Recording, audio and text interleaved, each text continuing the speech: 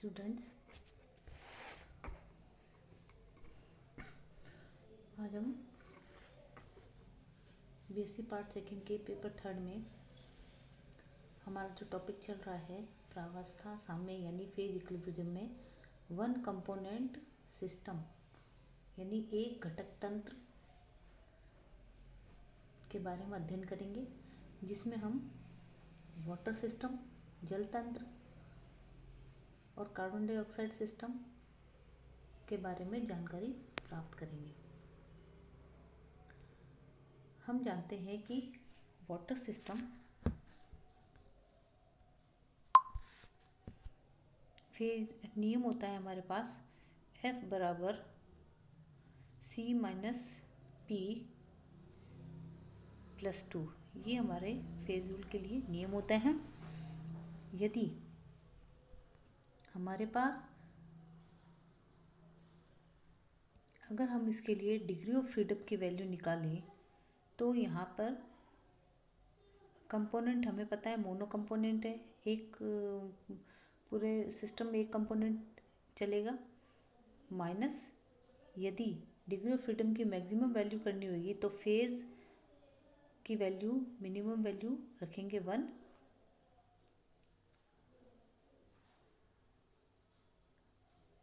और ये है हमारे पास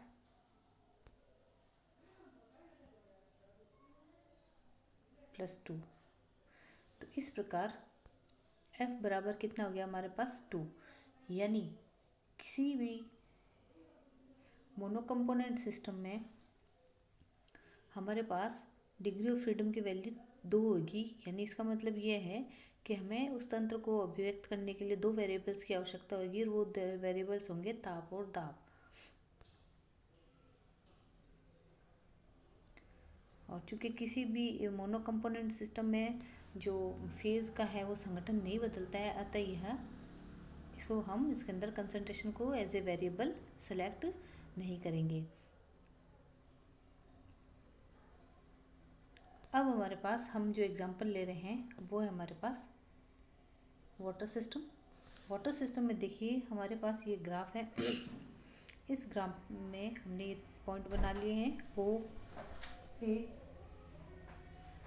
ए, जिसे कि हम क्या कहते हैं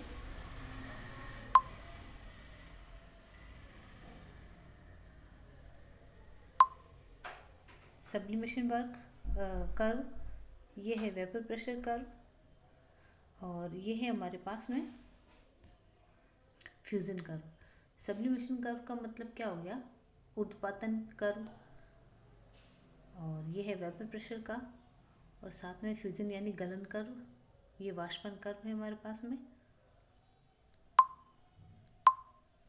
ये वाष्पन कर्व, ये सब्लिमेशन कर्व, और इधर हमारे पास फ्यूजन का वक्र है।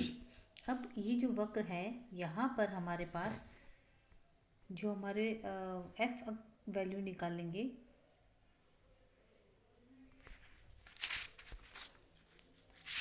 यहाँ पर हमारे पास 2 प्रावस्थाएं हर समय उपस्थित रहेंगी साम्य अवस्था में, जैसा कि हम इस ग्राफ में देख सकते हैं। इसमें हम देख सकते हैं 2 प्रावस्थाएं रहेगी हमारे पास में, कि पहली प्रावस्था हमारे पास जो है ऊर्ध्वपातन, अभी हमने उसमें कर्व में देखा था। एक अवस्था ऐसी रहेगी जिसमें है जो वेपर प्रेशर कर्व, जिसमें H2O लिक्विड से गैस में, फिर गलन कर्व में H2O सॉलिड से हमारे पास लिक्विड में, और एक हमारे पास स्टेट होगी मेटास्टेबल स्टेट। अब हम देखते हैं जहाँ पर ये दो अवस्थाएं एक दूसरे के साम्य में हैं, तो यहाँ पर अगर हम फेज रूल का नियम अप्लाई करते हैं तो F बराबर C माइनस P, F बराबर यहाँ पर हमारे पास अगर देखेंगे तो P बराबर हमारे पास कितना रहेगा 2, और कंपोनेंट है हमारे पास 1। इसका मतलब जब इसको सॉल्व करेंगे तो F बराबर 1 यानी डिग्री ऑफ फ्रीडम बराबर 1।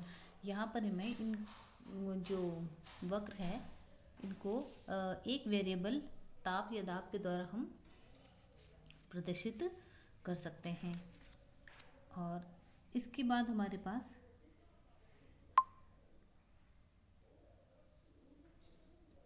जितनी भी हमारे पास जो वाष्पन की द्रव और लिक्विड और ये सॉलिड,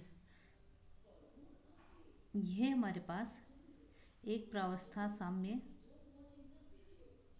यानी यहाँ पे C बराबर 1 और फेज 1, इस प्रकार डिग्री ऑफ फ्रीडम जो निकलेगा 2। तो यहाँ पे ताप और दाब के द्वारा 2 वेरिएबल काम में आएंगे। तीसरे एरिया हमारे पास ये, जिसे हम ट्रिपलेट पॉइंट या त्रिक बिंदु कहेंगे। यहाँ त्रिक बिंदु पर हमारे पास में H2O सॉलिड, H2O लिक्विड और H2O गैस अवस्था में तीनों साम्य अवस्था में रहेंगे। और साथ में जब ये तीनों साम्य अवस्था में आएंगे तो यह एक ही पोजीशन पे हो सकते हैं। यहाँ पर वेरिएबल हम स्वेच्छा से निर्धारित नहीं कर सकते, इसीलिए इनको हम कहते हैं अचर, कहेंगे नॉन वेरिएबल तंत्र। और यह एक निश्चित ताप और दाब पर होता है। जो ये ताप होता है 0.0098 डिग्री सेंटीग्रेड, और यहाँ पे जो निश्चित दाब है हमारे पास वो है 4.58 mm। अब हम इसको, जो हमारा वक्र है, फर्दर इसको एक्सप्लेन करते हैं।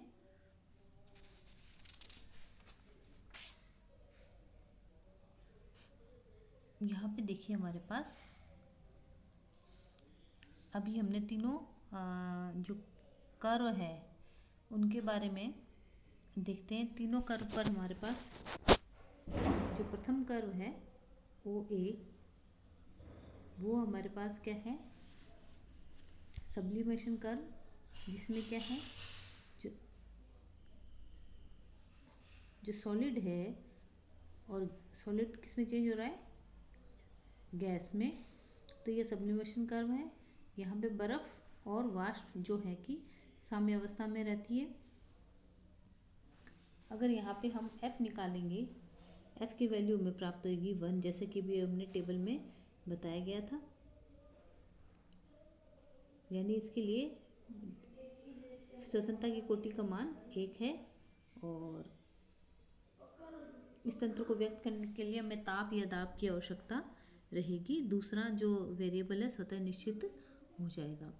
हम एक अगले वक्र के बारे में बात करते हैं, OB जो है हमारा वेपर प्रेशर, यानी जल और वाष्प के बीच का है। इन दोनों यहाँ पे साम्य अवस्था में है। इस पे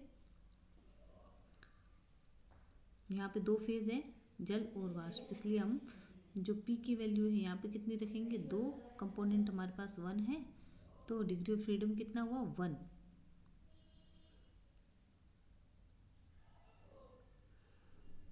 होने से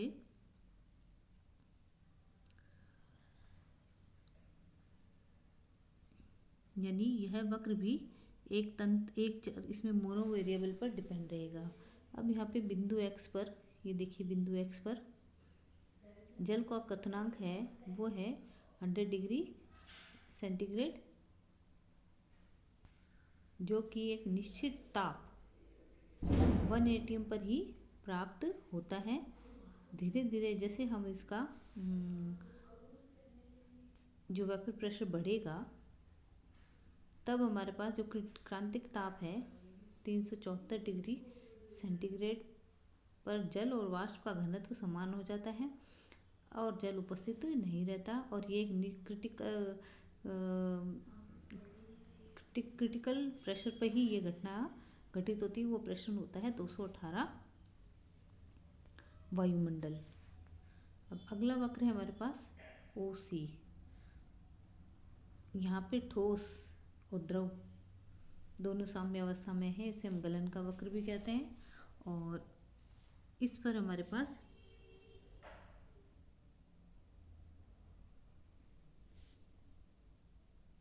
फेज 2 रहेगी, कंपोनेंट 1 है, और F भी हमारे पास कितना रहेगा, 1, जैसे कि अभी हमने टेबल में देखा है। और ये हमारे पास O डैश वक्र। इसे हम सुपर कूलिंग वक्र कहते हैं। और यहाँ जल और वाष्प दो प्रावस्थाएं हैं। यहाँ पे हमारे पास ये जो डॉटेड लाइन है, यहाँ पे एक तो जल, क्योंकि ये इसी वक्र का बढ़ता हुआ पार्ट है, इसलिए यहाँ पे जल, और ये नीचे वाला वाष्प, इसका हमारे पास ये वक्र प्राप्त होता है। यहाँ पे भी हमारे पास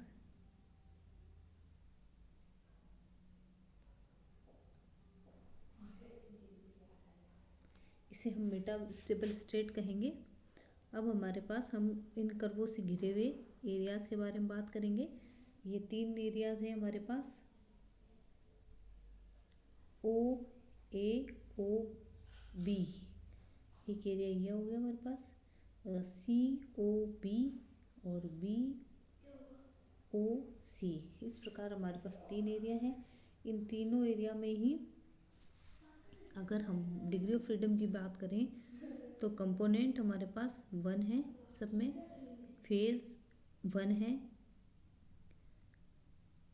+2, यानी हमें यहाँ पर F बराबर हमें प्राप्त हुआ 2। इसका मतलब इन क्षेत्रों में कहीं भी अगर हमें किसी पॉइंट को एक्सप्लेन करना होगा तो हमें 2 वेरिएबल टेम्परेचर और प्रेशर की आवश्यकता होगी।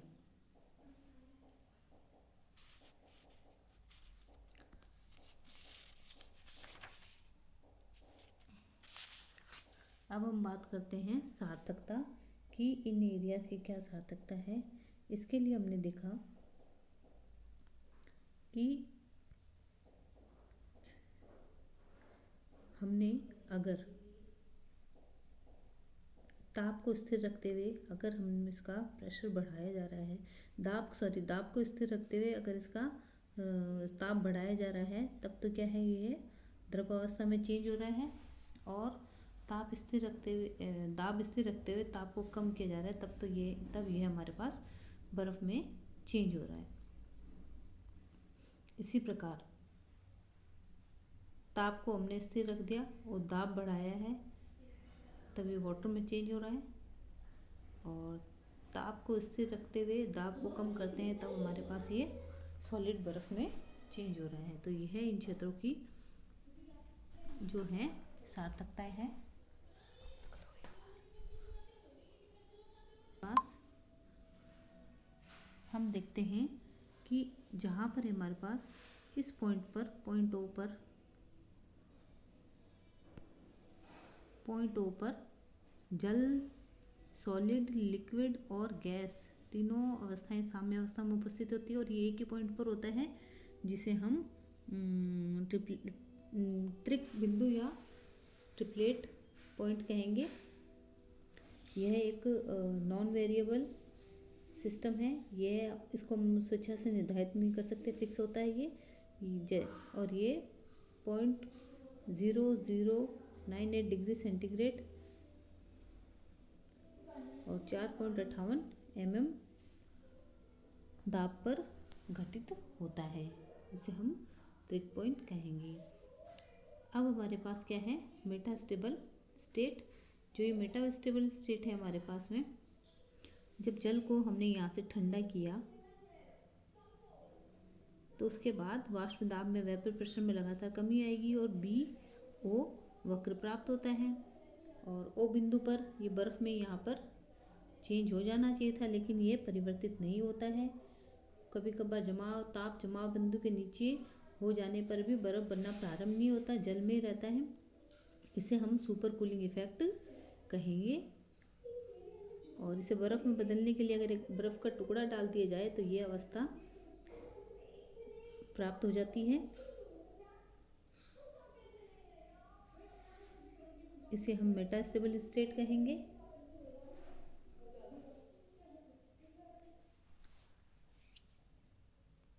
तो ये हुआ हमारे पास जल तंत्र की प्रमुख विशेषताएं, जो कि हमने चार्ट के द्वारा समझाई है। अब हम देखते हैं water system, carbon dioxide system.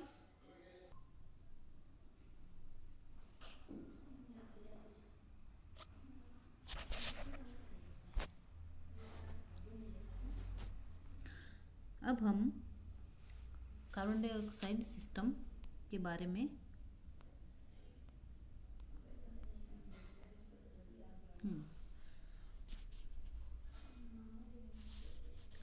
Carbon dioxide system के आरेख में हम देखते हैं हमारे पास sublimation curve, vapour pressure curve और फ्यूजन कर्व। यहाँ पे CO2 सॉलिड अवस्था में, लिक्विड अवस्था में और यहाँ पे गैसेस स्टेट में है। जितने भी हमारे पास वक्र हैं हमारे पास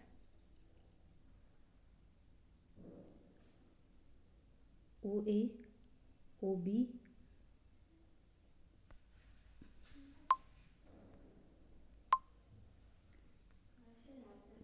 OA, OB और OC ये मोनोवेरिएंट सिस्टम को प्रदर्शित करेंगे, और जबकि इन कर्वों से घिरे हुए एरियाज जैसे AOB, BOC और COA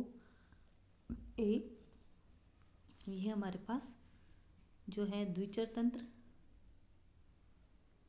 डाई वेरिएबल सिस्टम को प्रदर्शित करेंगे। और ये जो हमारे पास ट्रिक पॉइंट है, ट्रिपलेट पॉइंट है, जो कि एक नॉन वेरिएबल सिस्टम को प्रदर्शित करेगा।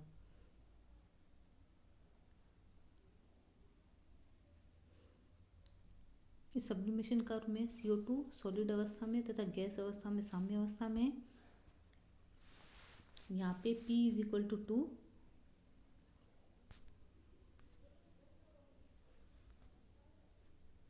P = हमारे पास कितना रहेगा, 2 रहेगा, और कंपोनेंट हमारे पास 1 ही है, इसलिए हमारे पास F = कितना है,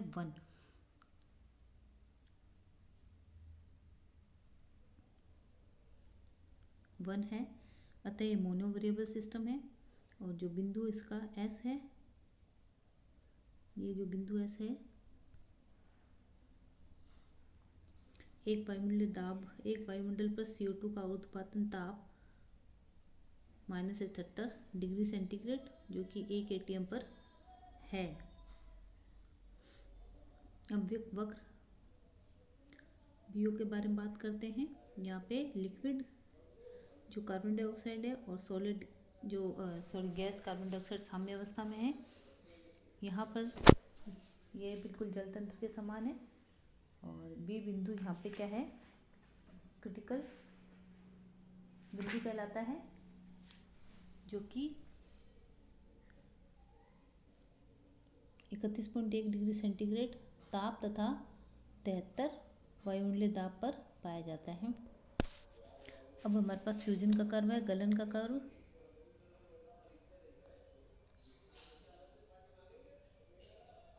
गलन का कर्व जो है हमारे पास,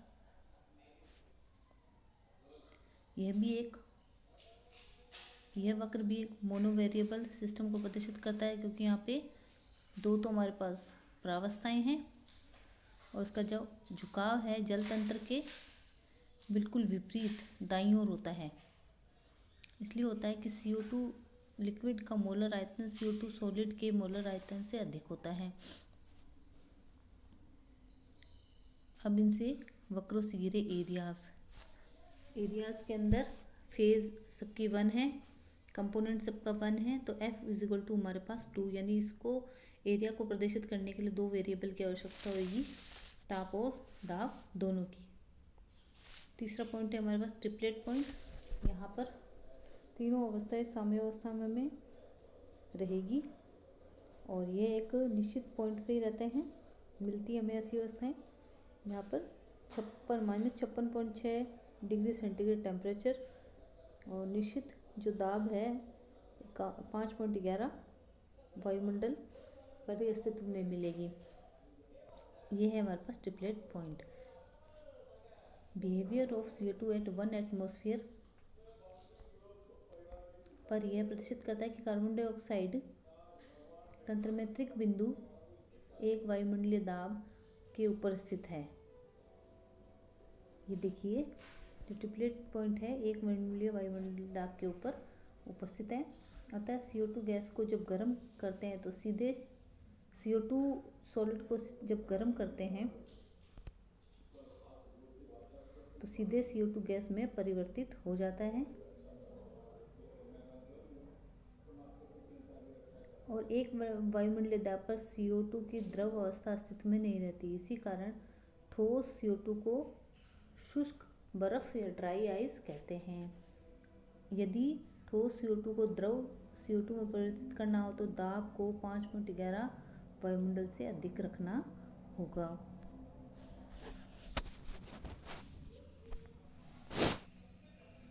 तो ये है हमारे पास CO2 का एक तंत्र की प्रमुख विशेषताओं को चार्ट के द्वारा इसमें प्रदर्शित किया गया है, जिसमें कि ये हमारे पास जब फेज एक एक रहेगी जो कि एरियाज में बटा रहेगा, उसके लिए डिग्री ऑफ फ्रीडम निकाली गई है। और जब दो दो फेज है हमारे पास, जब साम्य अवस्था में आएगी, इसके लिए डिग्री ऑफ फ्रीडम 1 है तथा ट्रिपलेट पॉइंट जो कि 1 ही प्राप्त होता है। यहाँ एफ हमारे पास कितना है 0, यानी ये वेरिएबल को हम निर्धारित नहीं कर सकते, इसलिए यहाँ पे एफ इजिकल टू 0। फेज यहाँ पे 3 रहेगी।